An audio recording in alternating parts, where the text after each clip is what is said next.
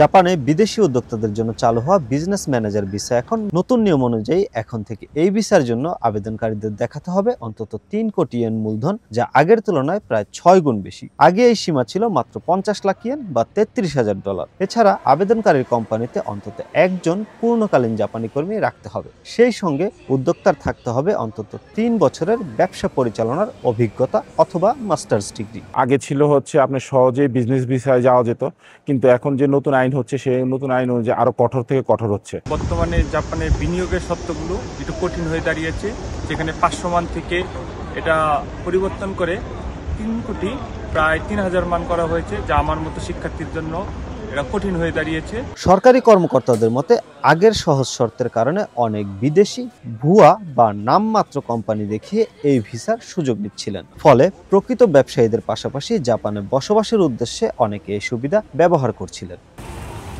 বিশ্লেষকরা বলছেন, চীনের সামাজিক নিয়ন্ত্রণ ও কঠোর বিধিনিষেধের কারণে অনেক উদ্যোক্তা জাপানের নতুন সুযোগ খুঁজছিলেন, কিন্তু নতুন নীতিতে বিনিয়োগ ও অভিজ্ঞতার বাধ্যবাধকতা বাড়ায় অনেকেই এই নতুন শর্ত পূরণে হিমশিম খাচ্ছেন। তবে বিশেষজ্ঞদের একাংশের মতে এ পদক্ষেপ জাপানের উদ্যোক্তা ভিসা ব্যবস্থা শৃঙ্খলা ও পেশাগত মান বাড়াবে। সরকার জানিয়েছে, নীতির মূল লক্ষ্য বিদেশি উদ্যোক্তাদের নিরুৎসাহিত করা নয়, বরং প্রকৃত বিনিয়োগকারীদের জন্য আরও টেকসই ও স্বচ্ছ পরিবেশ নিশ্চিত করা। প্রয়োজনে নতুন নিয়ম পরবর্তীতে পর্যালোচনা করা হবে বলেও জানিয়েছেন তারা।